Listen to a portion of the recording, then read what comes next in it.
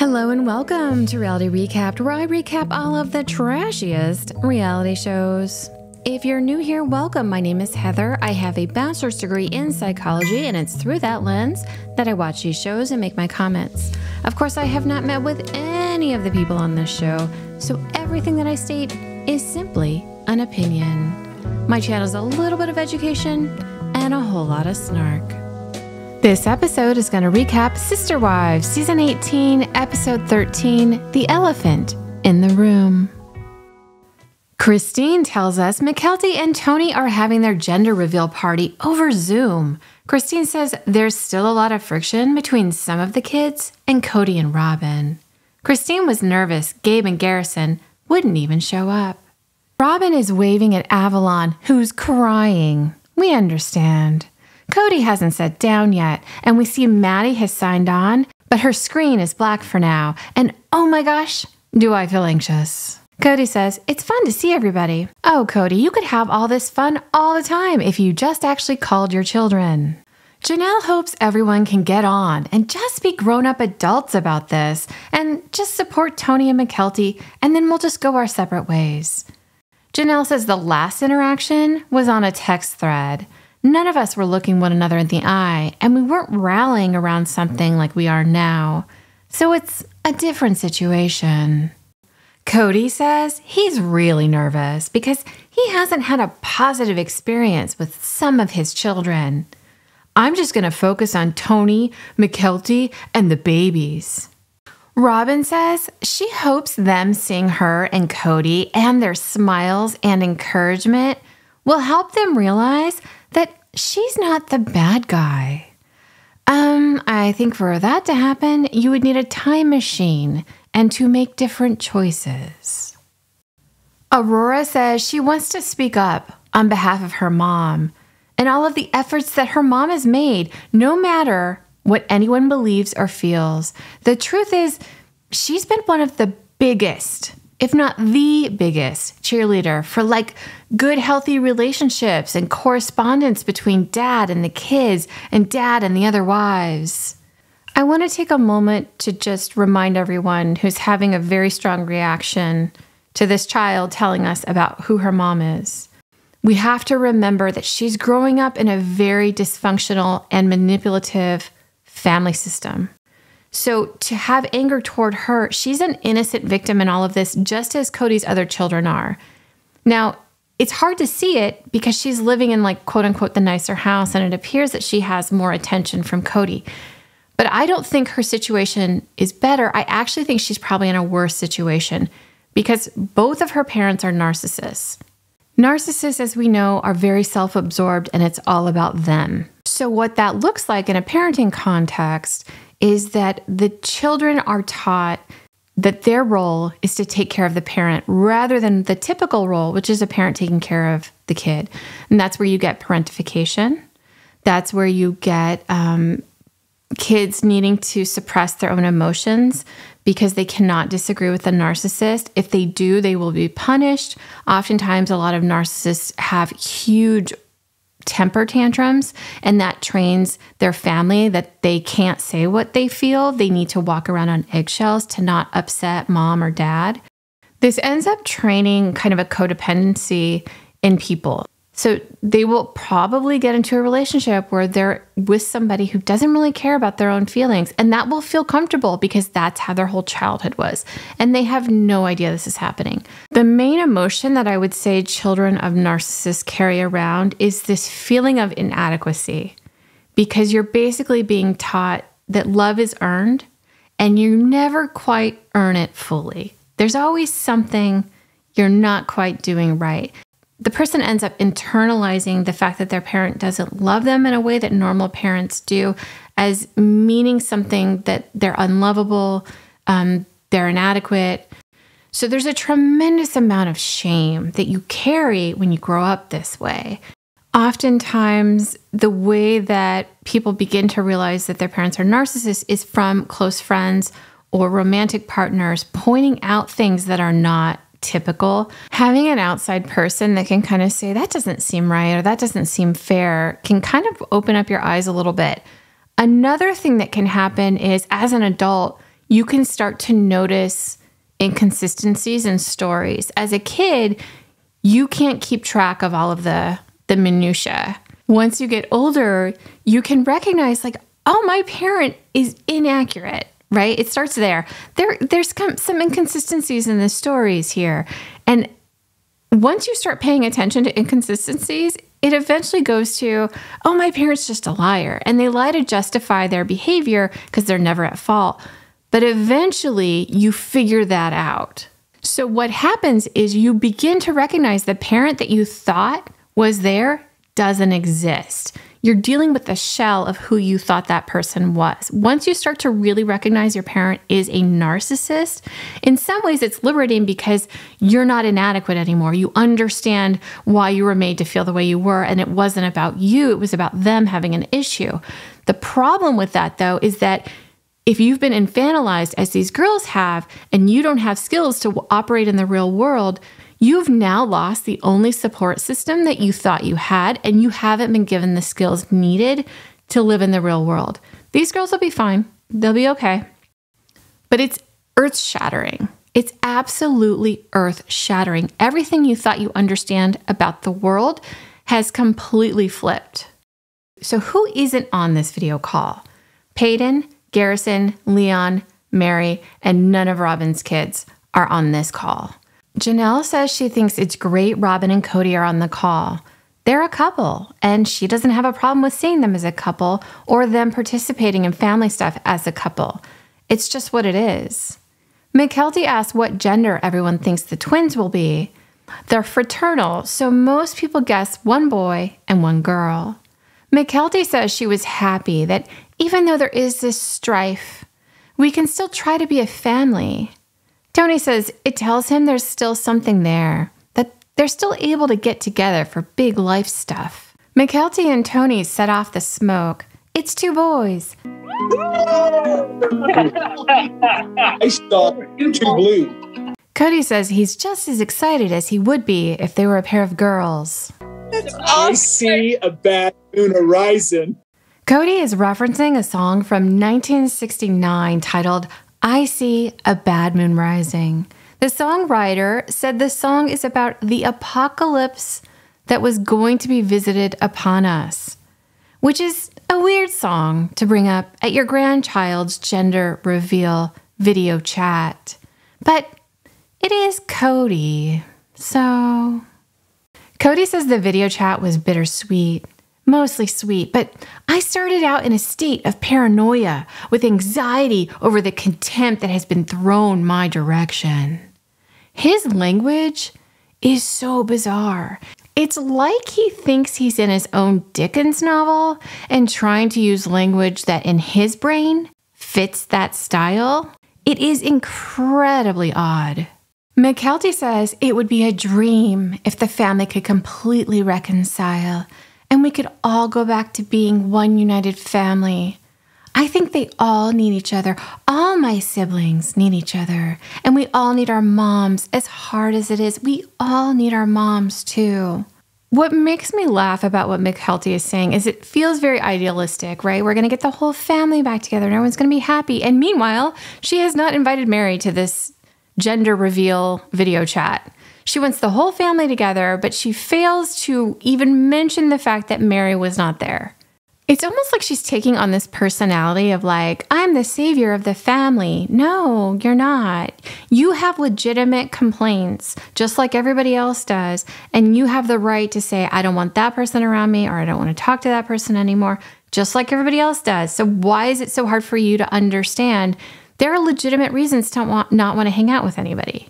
This idea that we have to get all back together because we're this family. No, you don't. Actually, you don't have to do that at all. You can all have your individualistic relationships and it's fine. Janelle says Cody doesn't have much contact with many of these people in these boxes. Cody says, here's the thing. Tony and McKelty love me and Robin, and we know that. And we have a good relationship with them, and that made it all okay.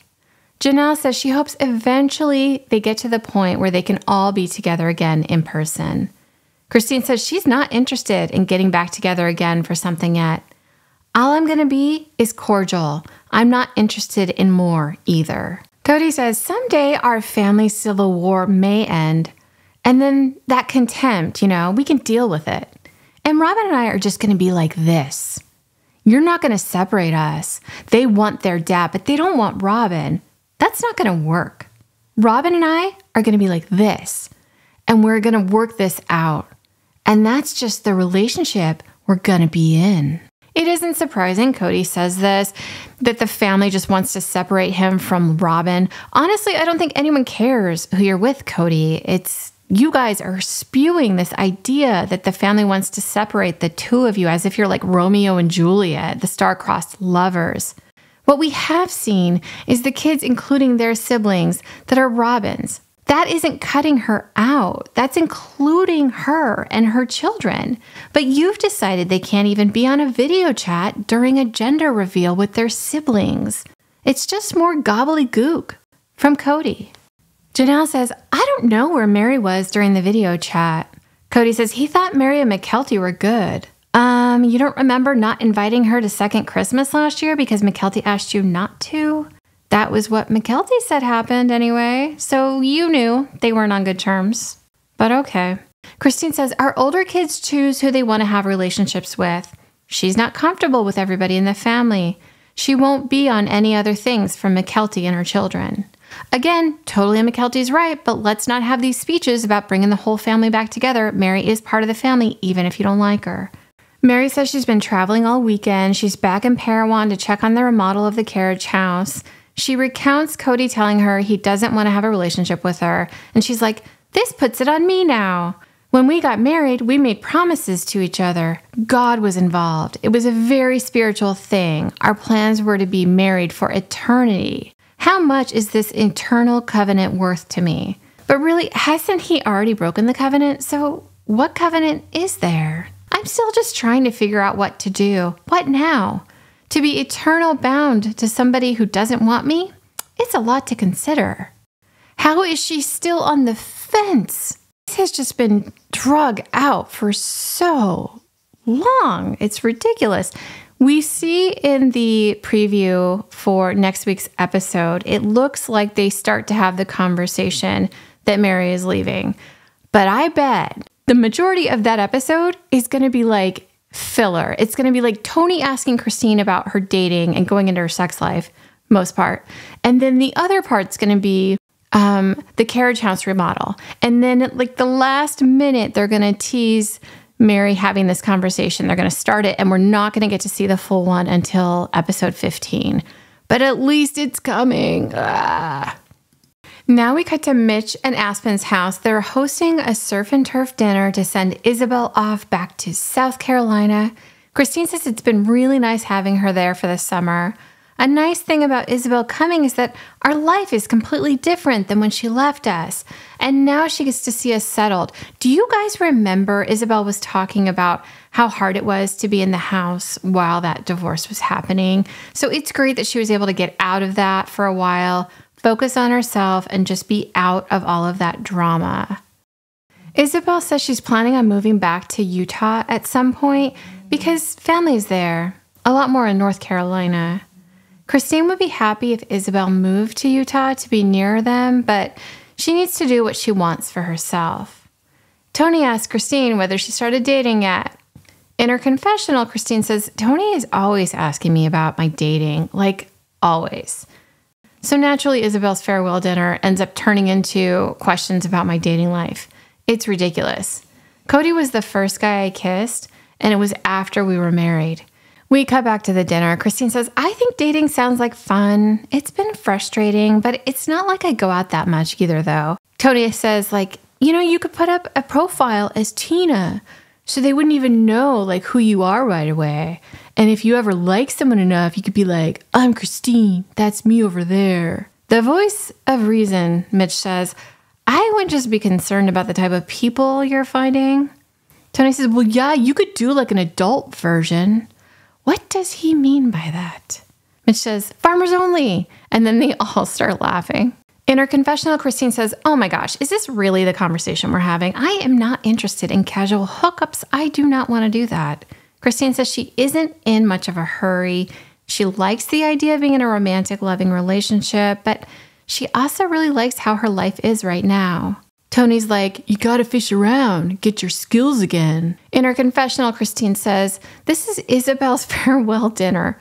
Why are we talking about me dating? Why am I continuing this conversation? They are ridiculous. Kelty's like, yeah, you gotta get reacquainted with your body. Tony says, it takes practice. It takes practice.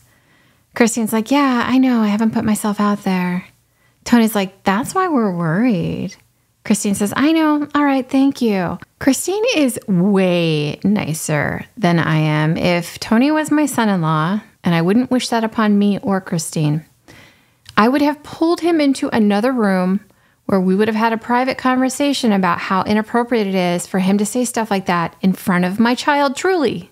Hey, bud, Truly's in the room. I know you guys think this is really hilarious, and it is on some level, but she's underage. Let's not freak her out. I'm sure she's already having her own thoughts and fears about like her mom starting to date again. Her life is going to change when she finds another partner, as it has, and that can create a lot of anxiety for a kid. So knock it the F off. In her confessional, Christine says, it is frightening. I am entering the dating world at 50. Everyone comes with a past, everyone comes with a history, and mine's really complicated. I just want to move on with my life and forget about the past and just everything, and all the hurts and all the pain and all the frustration. Look, we're just different people now. I'll just continue being sister wives with Janelle. And now we cut to Janelle and Christine are going up on a road trip to Idaho to visit Christine's brother's house, and they're going to go up there to drive ATVs. I guess Cody wouldn't let them borrow the motorbikes or the land to drive on. Christine wants to ask Janelle about a comment that Robin made about Christine needing to be released for a divorce to happen. Christine says, but I'm not in the church. Are any of the other adults in the family in the church? Janelle says, I haven't been to church with anybody for a long, long time. Christine says, well, I think what she was saying was that I was invalidating her marriage with Cody if I could just leave when I wanted to. In Janelle's confessional, she says, in our belief, spiritual marriages are more important than legal marriages, and there has to be something that like puts teeth in these agreements we make. We cut back to the car. Christine asks, so does it invalidate you that I just left? Janelle says, no, I've really had to think about this because obviously my marriage is not good. I don't think I really even am married anymore. Cody and I haven't had the official conversation, but he hasn't been in my house in like 10 months or something. Christine says, that doesn't sound like you're married. Janelle says, no, it doesn't. In her confessional, Christine says, I never wanted to sway her to leave Cody, even though it was the best decision that I made. We cut to Cody, who's driving around in his itty-bitty sports car. In his confessional, he tells us a lot has changed in his life. He doesn't even consider himself a polygamist anymore. He hasn't been to Janelle's house for over 10 months. I don't know what's going on with Mary's life. Now I've got all this time that Robin and we've got this special life together. His buddy Brian, you remember Brian, the guy's wedding he officiated a few weeks after he told his child he couldn't attend her back surgery because of COVID? Yeah, that Brian. Well, Brian has a little car lot in Oklahoma. Why didn't we guess Brian was a used car salesman? And Cody is selling 3 of his cars to him. Cody has a trailer, so they're going to haul the sports car in the trailer. Cody starts messing with the hitch. Cody says the best case scenario, we get the car into the trailer and he pulls it back with the truck that he's purchasing. Worst case scenario, Brian has to fly back and pick up the car later. I'm just happy Cody is doing something that allows him to put gloves on, like stacking firewood or working on a hitch. Not forget, we got to change that ball. The ball. Yes. I'm a little nervous. Well, that makes you a little bit smarter than I thought you were. Cody says, when you're going through a hard experience, the presence of other men who respect and love you help endure that experience. It also takes the focus off of everything going on with the family, those struggles. When him and I are focused on accomplishing something, it's a help to move me away from what is hard about my life in other ways. Why does he talk the way he does. It's so bizarre. His language is bizarre. They drive over to put the car into the trailer. Cody says he's so sad to see his car go. Now Cody goes into the little white sports car he's selling to Brian. It's a 2002 Lexus. And a lot has happened in that car. He came out as a polygamist in that car. Gwen and he drove through Yellowstone in it. Janelle and he went camping in it. And Robin and he fell in love in this car. This photo is so funny because he's got one hand around Robin and then he's like still touching the door handle of the car. Like he's in love with both of them. We cut to Robin, who says she got her answer about Cody in this white sports car. I felt God talking to me. A lot of fun stuff happened to me in that white sports car. Let's get out the black light and see what's actually in there. Cody drives up the small sports car into the trailer, and to say it's a tight fit would be an understatement. Cody gets the car this far into the trailer before Brian's like, "Did you measure the length though?" To no one's surprise, Cody only measured the width. They put the car forward until the bumper is like touching the front of the trailer, and Brian goes to the back and tries to close the back of the trailer, and the car doesn't fit. There's nothing more to be done here. I feel it's like the adventures of Cody and Brian, man. Yeah. It's like, this is nuts. I don't know why, but when he said this, it made me think like, oh, I wonder if they're testing Brian as a possible repeat person in potentially a spinoff with Cody or with the new iteration of whatever the show is going to become now that he no longer is a polygamist and has 4 wives. I think you need to start digging somewhere else because this is not the entertainment goldmine that you would hope it would be. I know it's surprising. 2 guys just getting up to adventures, am I right? Moving furniture. One wears gloves, the other doesn't. Cody says he spent his whole life as this polygamist trying to constantly fit square pegs into round holes. Cody says he forces things to fit rather than to actually, is this a fit? I've had to learn through my experiences in plural marriage that a square peg is not a good idea to pound into a round hole. There's so many jokes here. You know what I think is about all those poor people that have never become polygamists, so they don't ever learn this lesson about not pounding a square peg into a round hole. I mean, how do they learn not to force things? I guess it's their problem. Cody's learned this lesson. I mean, kinda. If you forget that he just tried to load a small sports car into a teeny tiny trailer. Really, this guy owns a car lot and he doesn't have any way to tow vehicles to his shop. Doesn't that seem weird? That seems weird to me. We cut back to Janelle and Christine still on their road trip. Janelle, in a confessional, says she doesn't consider herself married. She definitely considers herself separated, divorced, separated. She doesn't know. In his confessional, Cody says, over the last 10 months, Janelle has made it difficult for Cody to feel that he's married to her anymore. She's just saying, I don't think we can reconcile. I don't disagree with her, but sometimes I feel like, are we just giving up a little too easy? That's Robin telling you that, bud. Back in the car, Christine asks, so he hasn't come over to your house in like 10 months? Janelle says, well, he's come over to see the place, but since school started, I haven't heard from him. Savannah hasn't heard from him in a month. We cut to Cody, who says, I haven't been to Janelle's house in 10 months, but it doesn't mean I haven't been around. Yeah, Cody, I think Janelle understands you continue to exist and live in the same town, so she understands object permanence. See, and this is why Christine leaving and taking Truly out of this dynamic will save her from being continually forgotten by Cody. Janelle says, I have a very busy life. I love going to bed at night and reading my book and turning off the light when I want to and having the dog sleep on the bed with me because he would never stand that. I get to do my own thing, you know? Christine says, I love being single. I love it. In her confessional, Janelle says she's not interested in dating. She's not looking at guys or men. It's just, well, it's too much work. I don't want to do that. I feel the same exact way, Janelle. We're on the same boat there. In her confessional, she says, I don't want to break my covenant without knowing that God is completely cool with it. And I don't know how that happens, but I'm waiting until it does. In the car, Janelle goes into the fact that she had such a spiritual witness to marry Cody. I knew I should marry him, without a doubt.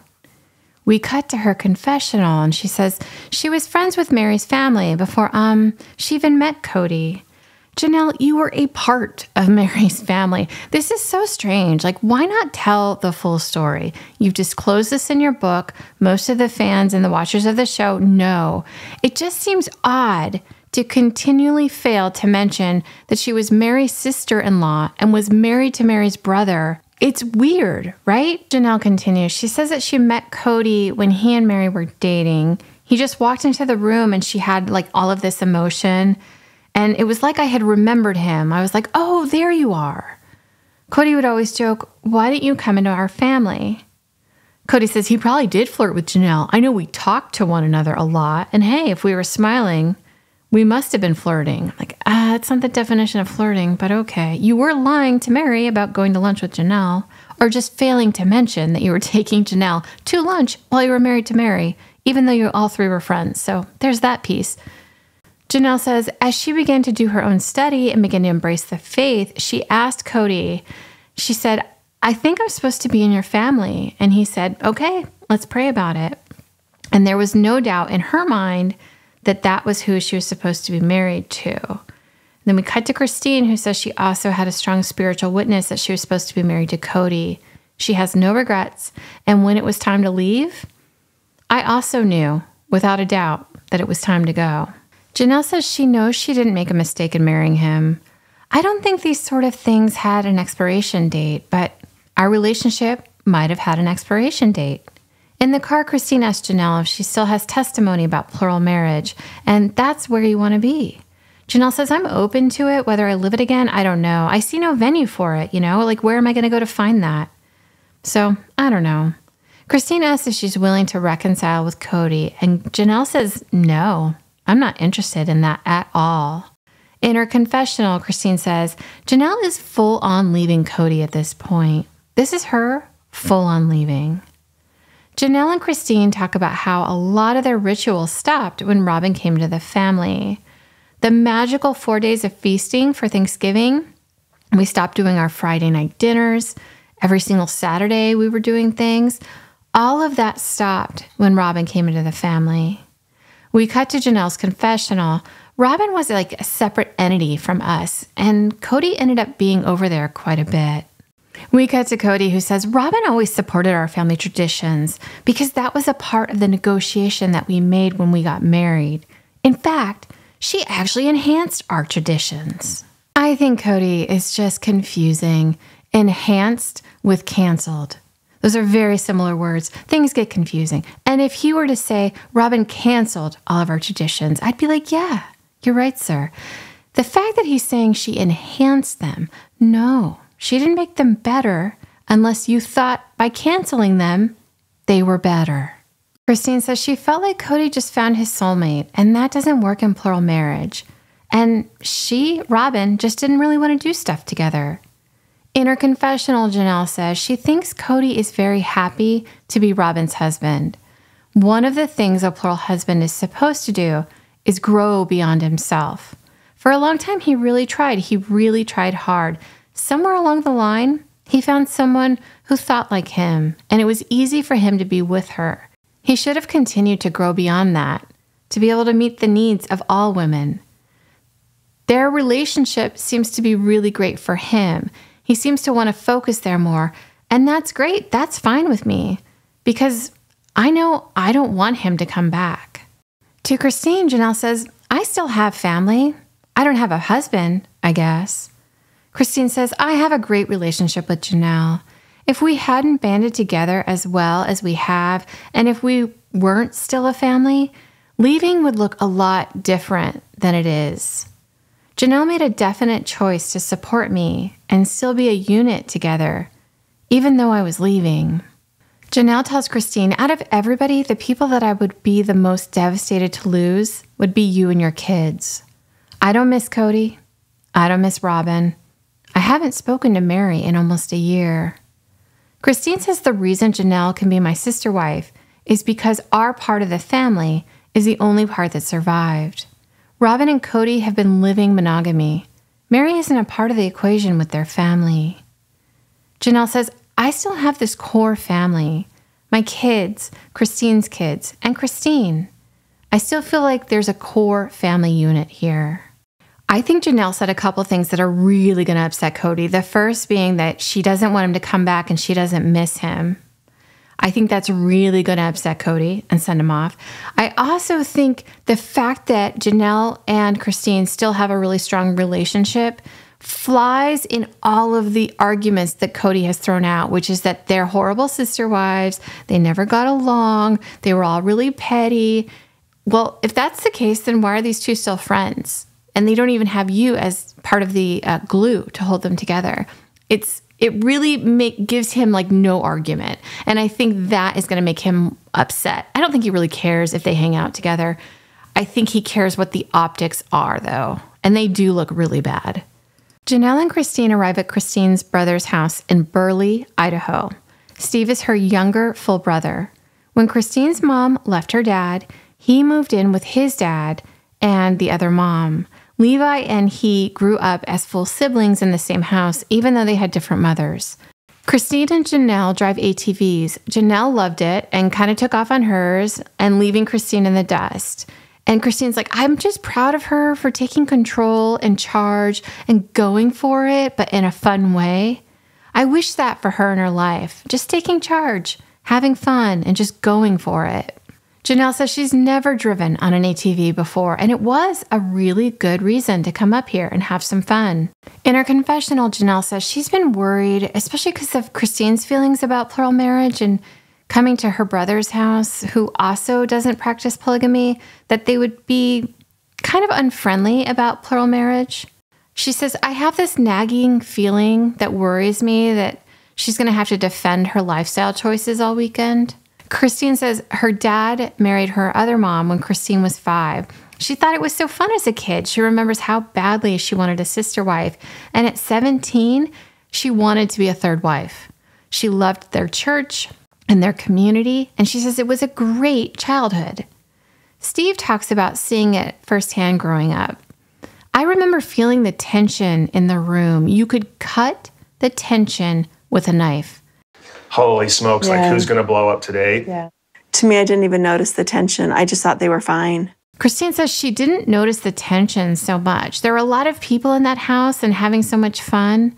So how do you explain this? There's 2 siblings in a household, and they're having completely different experiences of what's going on within that household. Christine's saying it was really fun, and there were a lot of people, and there's always fun stuff going on. And Steve is saying there was a ton of tension, and I always felt it, and I always kind of felt like something was going to pop off. One explanation could be their differences in ages. Perhaps Steve had never witnessed yelling or arguments, and if you're younger, it might scare you a little bit more. It is really common, though, to experience family dynamics very differently based on who you are in the family. So this is pretty common. I wish that they would have asked Levi what his opinion was growing up and kind of talked about like their age differences. I also kind of suspect that Christine is someone who stays focused on the lighter side of things and wants to enjoy things. So she may be able to forget negative stuff faster. Maybe Steve was more geared towards self-protection, so he held on to those events because he needed to stay vigilant, so he felt safe. So it's interesting. I have a sibling, and we also have very different experiences. When we retell stories, his version is very different than what I remember. So it's a common thing that happens, but it's just interesting to talk about, I think. Christine and Janelle talk about living in the little trailer with tissue paper for walls and how hard that was. We were very optimistic and thought we could make this utopian family work. But there was a lot of conflict. It was not a good time. It was a very miserable time. Steve says he has as little to do with polygamy as possible, but he always tries to be respectful. It is all about finding our own path in life. Levi says it's hard enough, man and woman. To add anything else just makes it that much harder. Steve says he understands now why they made polygamy illegal, because they were trying to protect girls, protect women, and that's a good thing. But at the same time, we are in a day and age where people need to be open and be who they want to be. Janelle says, well, I think, and this will never happen, but if you give these women a legal marriage and then they can divorce him and take part of his assets, honestly, if they were all legally married to him, the husband would really have to toe the line. We cut to Janelle in her confessional. In theory, a man can just ghost a wife. He can just stop coming over, or he can stop giving her any kind of support. He's not legally obligated, and she can make no legal claim on him. She should have a legal claim on him. They've been married. They've had children together. Maybe there's child support, alimony. I think it would be better all the way around if the women and the men had options. Christine says it would have been harder for her to have left, though, if she had had to have divorced Cody. I can see how it would be awesome because then you're protected. You're 100% right. Do you know what she's talking about here? And what she's hinting at here? Basically, Christine says, what Janelle is saying is that if they all had legal marriage, her, Janelle, and Mary, when they divorce, that would mean they would also get 50-50 split of everything. Janelle says her finances are so mishmashed with the family that she's having to fight hard to get her estate separated. In her confessional, Janelle says she feels strongly that all women should be empowered in plural marriage with financial choices, financial power, with claim on their husbands' estates, because I think that would level the playing field. So if we were all legally married, the court would divide the assets based on their relationships. Cody says, my whole goal was for the wives to each have their own assets. Janelle, Mary, Robin, and I each own 25% of Coyote Pass. Actually, Cody owns half of Coyote Pass, plus half of a McMansion. So he is definitely the winner in this little Ponzi scheme. Robin is the second place winner, and who knows? I think Mary is a winner because she's got her own business and her own investments. I think Janelle is definitely coming up short, which is so crazy. And I get what she's saying about having legal protection, but polygamy is not for women. It's for the husbands. It's for the men in the situation. And you can tell that because you're one of many as a woman. Janelle says, Christine had a house to sell that could help her start over and do something different. I have no idea if I'm even going to get anything.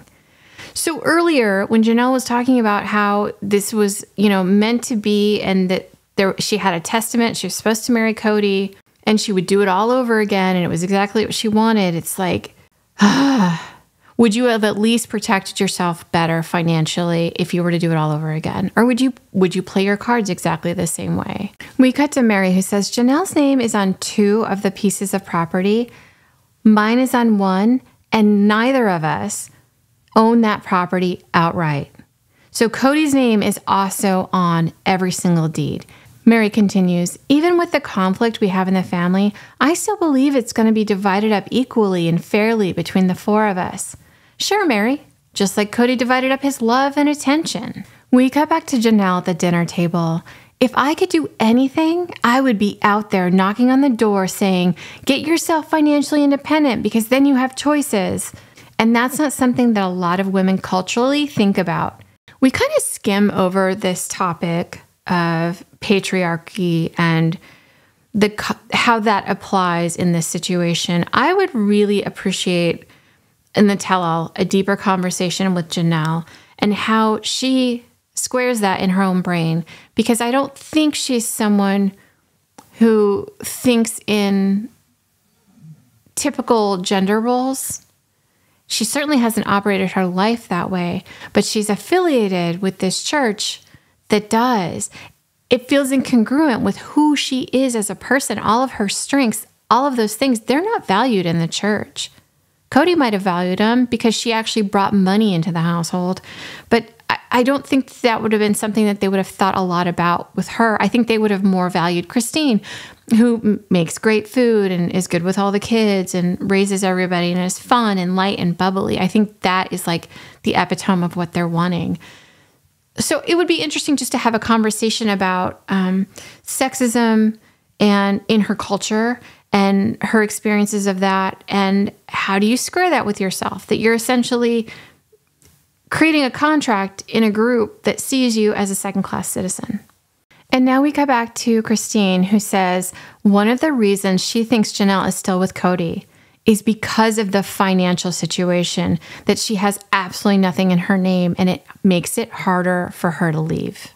That's it for this video, guys. Thank you so much for watching. If you have not yet liked this video, please take a second and click that thumbs up. And if you have not yet subscribed, please take a second to do so. It costs you absolutely nothing, and it makes a huge difference on my end. And as always, have a wonderful week. Until next time.